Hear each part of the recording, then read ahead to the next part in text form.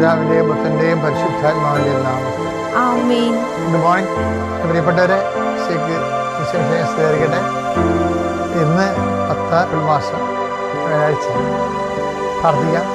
അമ്മേ പരിശുദ്ധ അമ്മേ, അമ്മേ പരിശുദ്ധ ദൈവമാതാവേ, കൃപാസനത്തിലൂടെ ഞങ്ങൾക്ക് ഞങ്ങളുടെ ദേശത്ത് അമ്മ മധ്യസ്ഥം തേടി തന്ന എല്ലാ അനുഗ്രഹങ്ങൾക്കും കൃപകൾക്കും ഞങ്ങളിപ്പോൾ ഹൃദയം നിറഞ്ഞ നന്ദി പറയുന്നു. അമ്മേ പരിശുദ്ധ ദൈവമാതാവേ, 2004 ഡിസംബർ 7-ാം തീയതി ഉച്ചകഴിഞ്ഞ് 2:30 കൃപാസനത്തിൽ സംഭവിച്ച അമ്മയുടെ പ്രത്യക്ഷപ്പെടലിനെ കുറിച്ച് തിരുസഭയ്ക്ക് സമർപ്പിച്ചിരിക്കുന്ന പഠനരേഖകളുടെ മേൽ സഭാത്മകമായ പഠനം ആരംഭിക്കുവാൻ ഞങ്ങൾ പ്രാർത്ഥിക്കുന്നു.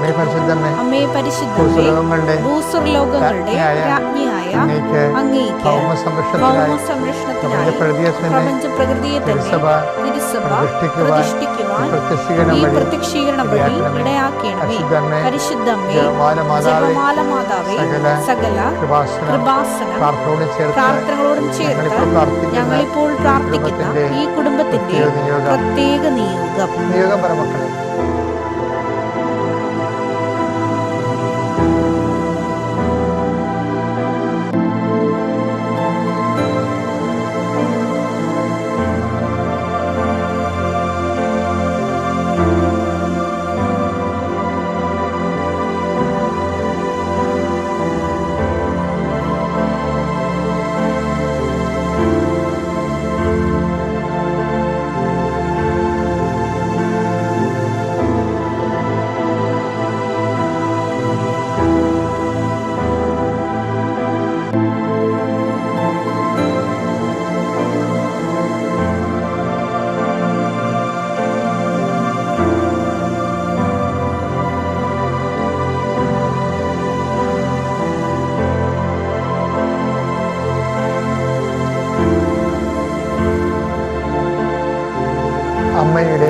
അമ്മയുടെ പ്രത്യക്ഷീകരണത്തിന്റെ ഈ അനുഗ്രഹവേളയിൽ ഞങ്ങൾക്ക് സാധിച്ചു തരുവാൻ കനിയണമേ.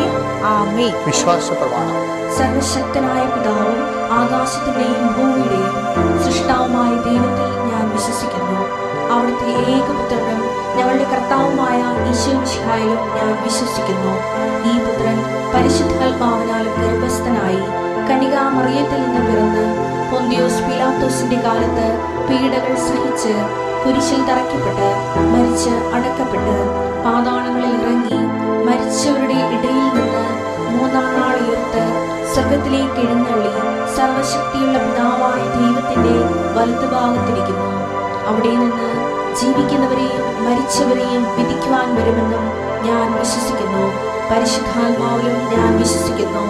വിശുദ്ധ കത്തോലിക്കാ സഭയിലും പുണ്യവാന്മാരുടെ ഐക്യത്തിലും പാപങ്ങളുടെ മോചനത്തിലും ശരീരത്തിന്റെ ഉയർപ്പിലും നിത്യമായ ജീവിതത്തിലും ഞാൻ വിശ്വസിക്കുന്നു. ആമേൻ. ഞങ്ങളുടെ പിതാവേ, അങ്ങയുടെ നാമം പൂജിതമാകണമേ. അങ്ങയുടെ രാജ്യം വരണമേ. അങ്ങയുടെ തിരുമനസ് സ്വർഗ്ഗത്തിലെ പോലെ ഭൂമിയിലുമാകണമേ. അന്നു വേണ്ടുന്ന ആഹാരം ഇന്ന് ഞങ്ങൾക്ക് തരണമേ. ഞങ്ങളോട് തെറ്റ് ചെയ്യുന്നവരോട് ഞങ്ങൾ ക്ഷമിക്കുന്നത് പോലെ ഞങ്ങളുടെ തെറ്റുകൾ ഞങ്ങളോടും ക്ഷമിക്കണമേ. ഞങ്ങളെ പ്രലോഭനത്തിൽ ഉൾപ്പെടുത്തരുതേ, തിന്മയിൽ ഞങ്ങൾ രക്ഷിക്കണമേ. ആമേൻ. കർത്താവ് അങ്ങയുടെ കൂടെ സ്ത്രീകളിൽ അങ്ങ് അനുഗ്രഹിക്കപ്പെട്ടവളാകുന്നു. അങ്ങയുടെ ഉദരത്തിൻ ഫലമായി ഈശോ അനുഗ്രഹിക്കപ്പെട്ടവനാകുന്നു. പരിശുദ്ധ മറിയമേ, തമ്പുരാന്റെ അമ്മേ, പാപികളായ ഞങ്ങൾക്ക് വേണ്ടി ഇപ്പോഴും ഞങ്ങളുടെ മരണസമയത്തും തമ്പുരാനോട് അപേക്ഷിക്കണമേ. ആമേൻ. പ്രാർത്ഥിക്കാം.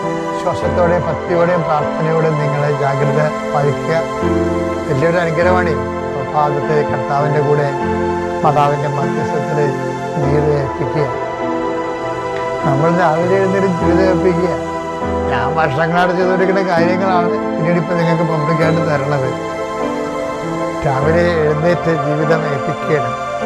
നമ്മുടെ യാത്രകളെ ഏൽപ്പിക്കുന്നു, സംസാരങ്ങളെ ഏൽപ്പിക്കുന്നു, ഇടപാടുകളെ ഇടപെടലുകളെ ഏൽപ്പിക്കുന്നു, നമ്മുടെ ഉദ്യമങ്ങളെയും നിയോഗങ്ങളെയും ലക്ഷ്യങ്ങളെ ഏൽപ്പിക്കുന്നു, കംപ്ലീറ്റ് ഏൽപ്പിക്കുന്നു. അതുകൊണ്ട് തന്നെ ഏകാഗ്രതയോടെ വളരെ കൃപയോടെ നിൽക്കണം. സന്തോഷത്തോടെ മനസ്സിൽ, ഹൃദയത്തിൽ സന്തോഷത്തോടെ നിൽക്കണം. വലിയൊരു അനുഗ്രഹമാണ് ഈ സമയത്ത് ചൊരിഞ്ഞുകൊണ്ടിരിക്കുന്നത്. കൃപാസ്ഥാനത്താരെന്നാണ് ഈ അനുഗ്രഹം വരണത്. പതിനായിരക്കണക്കിന് മനുഷ്യർ അനുദിനം പ്രാർത്ഥിക്കുന്ന ഇടങ്ങളിൽ പ്രത്യക്ഷപ്പെട്ട പരിശുദ്ധമ്മയുടെ പ്രത്യക്ഷയുടെ സ്ഥിരീകരണത്തിനാണ്, നിന്നെ അടയാളമാക്കാനുള്ള ദൈവിക പദ്ധതിയുടെ ഭാഗമായിട്ടാണ് നീ പ്രാർത്ഥന കൂടുന്നത്. അങ്ങനെ വലിയ വലിയ ചിന്തകളോടുകൂടി നമുക്ക് പ്രാർത്ഥനയ്ക്ക് വരാം. കർത്താവേ, നിന്റെ ഉന്നതമായ നാമത്തിൽ സ്വസ്ഥം ചെയ്യുന്നു. കർത്താവേ, നിന്റെ വിശുദ്ധ പൗരോഹിത്യത്തെ മഹത്വപ്പെടുത്തണമേ. കർത്താവേ, സഭയിലുള്ള സാന്നിധ്യം പ്രകടമാക്കണമേ. അമ്മേ, പരിശുദ്ധമ്മേ, ദേവമാതാവേ, 39 വർഷം ഞാൻ അർപ്പിച്ച കൃപാനയുടെ യോഗ്യതയാൽ കൃപാസ്ഥാനത്താരെ ജീവനോടെ പ്രത്യക്ഷപ്പെട്ട പരിശുദ്ധ അമ്മയുടെ മാധ്യസ്ഥതയിലെ ഈ പ്രാർത്ഥന കൂടുന്ന വ്യക്തികളും വീടുകളും ഈ നിമിഷം കർത്താവിൻ്റെ കൃപയിൽ നിറയട്ടെ. ഈ ഭവനത്തിൽ നിന്ന് ഇറങ്ങിപ്പോകുന്നവരും എവിടെ വെച്ചാണോ നീ കൂടുന്നത്, കൂടിയതിനു ശേഷം ഇന്ന് നിന്റെ ജീവിതം ആരംഭിക്കുമ്പോൾ 9:30 മണി തൊട്ട് അല്ലെങ്കിൽ എപ്പോഴാണ് നിന്റെ ജീവിതം ആരംഭിക്കുന്നത്, ഒരു കർമ്മ പരിപാടി നീ പങ്കെടുക്കുന്നത്, ആ നിമിഷമെല്ലാം നിന്റെ ആശങ്കകൾ കർത്താവ് ഏറ്റെടുക്കുകയും കനായിലെ കല്യാണ കുടുംബത്തിലെ ആ കുടുംബത്തിന് വേണ്ടി സഹിത്വം ചേർന്നുകൊണ്ട് മധ്യസ്ഥം വഹിച്ച പരിശുദ്ധമ്മ ദേവമാതാവ് ഈ കുരിശിൻ്റെ അടയാളത്തിൽ പ്രാർത്ഥിക്കുമ്പോൾ നിന്റെ കുടുംബത്തിന് കൂട്ടായിരിക്കുകയും നിനക്ക് മധ്യസ്ഥയും മാത്രമായിരിക്കുകയും ചെയ്യാം. എനിക്ക് പൗരോഹിത്യം നൽകിയ ദൈവത്തിൻ്റെ കൃപയാൽ ഞാൻ നിന്നെ ആശീർവദിക്കുന്നു, നിന്നെ അനുഗ്രഹിക്കുന്നു. ദൈവത്തിലെ നീ ഇന്ന് എവിടെയെല്ലാം പോകുന്നു, ആരെല്ലാം കാണുന്നുവോ, എന്തെല്ലാം ചെയ്യുന്നുവോ, നീ ഉപയോഗിക്കുന്ന വാഹനങ്ങൾ, ഉപയോഗിക്കുന്ന വാക്കുകൾ എല്ലാം നിന്റെ ദൈവം നിന്നെ അനുഗ്രഹിക്കട്ടെ. നിനക്ക് ഭാരമായിട്ട് തോന്നുന്ന വിഷയങ്ങൾ, നിനക്കൊരു ഐഡിയയില്ല, കൺഫ്യൂഷനാണ്, എന്താണ് ചെയ്യേണ്ടതെന്ന് അറിയാൻ പാടില്ലാതെ മനസ്സ് പരതുന്ന വിഷയങ്ങളുടെ മേൽ വ്യക്തമായ നിശ്ചയദാർഢ്യത്തോടുകൂടി വ്യക്തതയോടെ പ്രവർത്തിക്കാൻ കർത്താവ് നിന്നെ സഹായിക്കട്ടെ. എൻ്റെ കർത്താവിൻ്റെ ഉന്നതമായ നാമത്തിൽ നിന്റെ രോഗങ്ങളെ കർത്താവ് ഏറ്റെടുക്കട്ടെ. നിന്റെ ഭവനത്തിലുള്ളവരുടെ പ്രയാസങ്ങളെയും ഭാരങ്ങളെയും കർത്താവ് ഏറ്റെടുക്കട്ടെ. നീ ആരോടാണ് നിനക്ക് ഏറ്റവും കൂടുതൽ പ്രയാസമുള്ളത്, ആരുടെ കൂടെ ഇരിക്കുമ്പോഴാണ്, ആരുടെ കൂടെ കാണുമ്പോഴാണ്, അവരുടെ കൂടെ വർക്ക് ചെയ്യുമ്പോഴാണ് നിനക്ക് സങ്കടവും ഭാരവുമുള്ളത്, ആ വിഷയത്തിന് മേൽ നിന്റെ ദൈവം ഇപ്പോൾ ഇടപെടുകയും നിന്നെ അങ്ങനെ എല്ലാ തിന്മകളും നീ ബന്ധിക്കട്ടെ. എൻ്റെ കർത്താവിൻ്റെ ഉന്നതമായ നാമത്തിൽ സഭയുടെ അധികാരത്തിൽ കുരിശിൻ്റെ അടയാളത്തിൽ ഇന്നത്തെ നിന്റെ ജീവിതം മുഴുവനും ഈ രാത്രി നിന്റെ ഉത്തരവാദിത്തം എല്ലാം നിറവേറ്റിക്കൊണ്ട് കിടക്കയിലേക്ക് വരുന്നതുവരെ കർത്താവിൻ്റെ ചൈതന്യം നിന്നെ നിറഞ്ഞു നിൽക്കട്ടെ. പിതാവിൻ്റെയും പുത്രൻ്റെയും പരിശുദ്ധാത്മാവിൻ്റെയും നാമം. പണ്ട് ഞാനൊരു ഇടവകയിരിക്കുമ്പോഴേ ഈ ദിവസങ്ങളിൽ ഞാനത് ഓർത്തെടുത്തത് എൻ്റെ ഡയറിയിൽ ഞാൻ എഴുതിയിട്ടുണ്ടായിരുന്നു. ഒരു ചേച്ചിയും ഒരു കുഞ്ഞും കൂടി വന്നു. ഈ ആൾക്കാർ കാണാൻ വരുമ്പോൾ അതിനകത്ത് ഒരു കുട്ടി വന്ന് ആ അമ്മയുടെ കയ്യിൽ നിന്ന് തെറ്റായി 2-3 വയസ്സുണ്ടെന്ന് തോന്നുന്നു.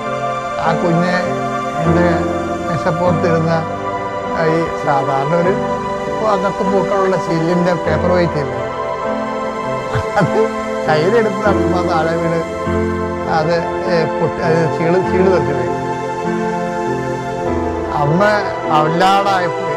ആ വഴക്കിടുമെന്ന് ഓർത്തില്ല, ആ വഴക്കിട്ടില്ല. പിന്നേരുടെ കാര്യം അതിനല്ല അവർ പ്രാർത്ഥിക്കാൻ വേണ്ടി വരുന്നത്. നമ്മൾ വഴക്കിടുന്നത് നമ്മുടെ മൂടൊക്കെ ഉണ്ടായി കഴിഞ്ഞാൽ പിന്നെ ആ പ്രാർത്ഥനയുടെ അരുവിയൊക്കെ പോകത്തില്ല.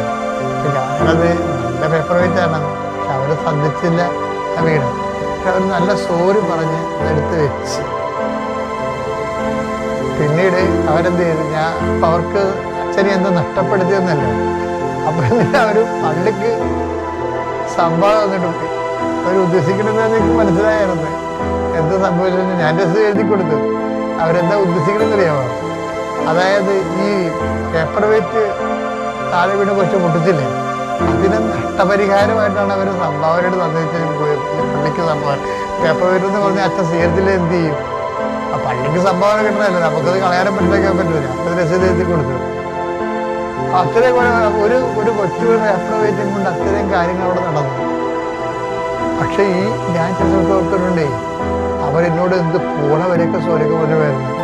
സോറി അച്ഛാ, കഷ്ടമായിപ്പോയി, കുഞ്ഞിനറിയാതെ ചെയ്താണെന്നൊക്കെ പറഞ്ഞ് അവരിങ്ങനെ പറഞ്ഞുകൊണ്ടിരിക്കും. ഞാൻ ശ്രദ്ധിച്ചില്ല. പക്ഷേ ഞാൻ ഇടയ്ക്കപ്പോൾ ഓർക്കുകയും ആ പേപ്പർ വെയിറ്റ് തന്നെ നേരത്തെ എൻ്റെ കയ്യിൽ വീട്ടിലുണ്ട്. അപ്പൊ ഞാൻ ആരോട് സോറി പറയാൻ? ഞാൻ സോറി പറഞ്ഞിട്ടില്ല. ആരോട് തെറി പറയാനാണ്? എൻ്റെ കയ്യിൽ തന്നെ എപ്പോഴും ഒരു നല്ല വീണ് കഴിഞ്ഞാൽ ഞാൻ പറയാൻ കാര്യം അറിയാമോ? നന്ദി പറയുക, സോറി പറയുക, സ്വന്തമാണെങ്കിൽ ചെയ്യത്തില്ലെന്ന് പറയുക. അതറിയണമെങ്കിൽ കർത്താവിൻ്റെ ഒരു വാക്കില്ലേ? നിങ്ങൾക്ക് ഒത്തിരിയേറെ നിങ്ങൾ പ്രാർത്ഥിച്ച് ദൈവത്തോട് അടുത്തൊക്കെ നിൽക്കുന്ന ആൾക്കാരായിരിക്കും ചിലപ്പോൾ. നിങ്ങൾ പ്രാർത്ഥിക്കണ പോലെ, നിങ്ങൾ ദൈവത്തിന് വേണ്ടി ജീവിക്കണ പോലെ ആരും ജീവിച്ച് കാണത്തില്ല ചിലപ്പോൾ. പക്ഷെ മറ്റുള്ളവരെക്കാൾ നിങ്ങൾക്ക് മോശം എക്സ്പീരിയൻസ് നിങ്ങൾക്ക് ഉള്ളത്. നിങ്ങൾക്ക് ദൈവത്തിൽ നന്ദിയില്ല, സ്നേഹവും ഇല്ല. അപ്പം എന്താ കാര്യം? ദൈവം സ്വന്തമായിട്ട് ഒരാളെ കണ്ടാൽ പിന്നെ നന്ദി ഉണ്ടായാലും സ്നേഹം ഉണ്ടാകും. സ്വന്തം ഞാൻ തന്നെ എൻ്റെ പേപ്പർ ഒരു ഇതായിട്ടുണ്ടെങ്കിൽ ഞാൻ ആരോട് സോറി പറയാനാണ്? അത് ഈശോ പറയുന്നതെന്നറിയാമോ? ലുക്കാന്റെ സുവിശേഷം 17:9-10. കൽപ്പിക്കപ്പെട്ടത് ചെയ്തതുകൊണ്ട് ദാസനോട് നിങ്ങൾ നന്ദി പറയുമോ? നിങ്ങൾ നന്ദി പറയുമോ? അതെന്ത് സംഭവം എന്ന് പറയാം. അതുപോലെ തന്നെ സോറിയും പറയത്തില്ല. നന്ദി മാത്രമല്ല, സോറിയും പറയത്തില്ല. എന്താ കാര്യം? ഇവന് ഡബിൾ ഡ്യൂട്ടിയാണ്. ഇവന്റെ തുടങ്ങണ 5 വയസ്സ്. അപ്പോൾ അപ്പോസ്തലന്മാർ കർത്താവിനോട് പറഞ്ഞു, ഞങ്ങളുടെ വിശ്വാസം വർദ്ധിപ്പിക്കണം. അതെ. ഇപ്പോഴത്തെ ഓരോരോ ഇടക്കേട് സംഭവങ്ങൾ ഉണ്ടാകുമ്പോൾ മനുഷ്യർ പ്രാർത്ഥിക്കാൻ പറ്റിയ പ്രാർത്ഥനയാണത്. എന്താണ്? ഞങ്ങളുടെ വിശ്വാസം വർദ്ധിപ്പിക്കണമേ, സ്നേഹം വർദ്ധിപ്പിക്കണമേ. അതിൻ്റെ കൂടെ ഈശോ പറയുന്ന വാക്ക് വായിച്ച് അടുത്തത് കർത്താവ് പറഞ്ഞു നിങ്ങൾക്ക് ഒരു കടുകുമണിയോളം വിശ്വാസമുണ്ടെങ്കിൽ ഈ സിക്കമിൻ വൃക്ഷത്തോട് ചുവടോടെ ഇളകി കടലിൽ ചെന്ന് വേരുറയ്ക്കുക എന്ന് പറഞ്ഞാൽ അത് നിങ്ങളെ അനുസരിക്കും. നിങ്ങളുടെ ഒരു ഭൃത്യൻ വരികയാണ്. എന്താണ്? നിങ്ങളുടെ ഒരു ഭൃത്യൻ ഉഴുകുകയോ ആടുമേയ്ക്കുകയോ ചെയ്തിട്ട് വയലിൽ നിന്ന് തിരിച്ചു വരുമ്പോൾ ആടുമേയ്ക്കുകയോ ചെയ്തിട്ട് വയലിൽ നിന്ന് വരികയാണ്. 6 to 6 മണിക്കൂറാണ്. 12 മണിക്കൂർ ഡ്യൂട്ടിയെ. 6 മണിക്ക് പോകണം, 2 മണിക്കും 12 മണിക്കും ഡ്യൂട്ടിയാണ്. ആ വയലിൽ തിരിച്ചു വരുമ്പോൾ വീട്ടിലെത്തുമ്പോൾ എങ്ങനെയായാലും 8 മണിയാവും, അല്ലെങ്കിൽ 7 മണിയെങ്കിലും ആവും. അപ്പോഴ് അവനോട് നീ ഉടനെ വന്ന് ഭക്ഷണത്തിനിരിക്കുക എന്ന്. ആശ്വാസമില്ല. അവൻ സ്വന്തമാണ്, പക്ഷെ അവന് ആശ്വാസം സോറി ഒന്നുമില്ല, അത് നന്ദിയില്ല. അവന് നീ ഉടനെ ഉത്തരവാദിത്വം ചെയ്യാൻ പറയും. പിന്നെ ഉത്തരവാദിത്വം ചെയ്യാനേ പറ്റത്തുള്ളൂ. കർത്താവിൻ്റെ സ്വന്തമായി കഴിഞ്ഞാൽ നമുക്ക് അറിയാൻ പറ്റും, നമുക്ക് കൃത്യമായിട്ട് അറിയാൻ പറ്റും. എന്താ കാര്യം എന്നറിയാമോ? നമുക്ക് നന്ദിയോ സോറി കിട്ടത്തില്ല. അവിടെ പോയി ഉത്തരവ് ഉടനെ നീ പോയി എന്ത് ചെയ്യണം? ഭക്ഷണം പാകം ചെയ്യാൻ പറ്റും. പിന്നെ എന്ത് ചെയ്യും? കുളിക്കാൻ പറ്റും. അപ്പോൾ 9 മണിയാവും. പിന്നെ എന്ത് ചെയ്യും? എന്നിട്ട് എനിക്ക് വിളമ്പിത്തരാൻ പറ്റും. അതേ കഴിച്ച് കഴിയുമ്പോൾ 9:30 കഴിയും. എന്നിട്ടും നിനക്ക് പോയി ഭക്ഷണം കഴിക്കാമെന്ന് തന്നെ പറയുക. 6 തൊട്ട് രാത്രി 9 മണി വരെ 18 മണിക്കൂറാണ്. ഇപ്പോൾ ഓവർലോഡ് ആകുമ്പോൾ കർത്താവിൻ്റെ നാമത്തിൽ വിശ്വസിക്കുകയും ദൈവത്തിൻ്റെ സ്നേഹിച്ച് വളരുകയും ചെയ്യുന്ന വ്യക്തിയാണ് നീ. പക്ഷെ നീ ദൈവത്തെ സ്നേഹിക്കുന്നതും നീ കർത്താവിൻ്റെ വേണ്ടി ജീവിക്കുന്നതും നിന്റെ അനുഭവം തമ്മിൽ ടാലിയാകുന്നില്ലെങ്കിൽ ഓർക്കേണ്ട ഒറ്റ കാര്യം എന്താണ്? നന്ദി അർഹിക്കാത്ത വിധം, നന്ദി പറയാത്ത വിധം, നന്ദി പറയപ്പെടാത്ത വിധം, സ്നേഹം അനുഭവിക്കാത്ത വിധം നീ ദൈവത്തിൻ്റെ സ്വന്തമായി തീരുന്നു. ഞാൻ ഏതായാലും അങ്ങനെ എടുക്കണം. എനിക്കതുകൊണ്ട് കർത്താവിൻ്റെ ഇൻറ്റിമസി വളരാൻ പറ്റുന്നില്ല. കാര്യം കർത്താവ് സത്യമാണ്. എപ്പോഴെങ്കിലും അത് റീഫണ്ട് ചെയ്തെനിക്കറിയാം. നിത്യതയാണ് ഉദ്ദേശിക്കുന്നത്.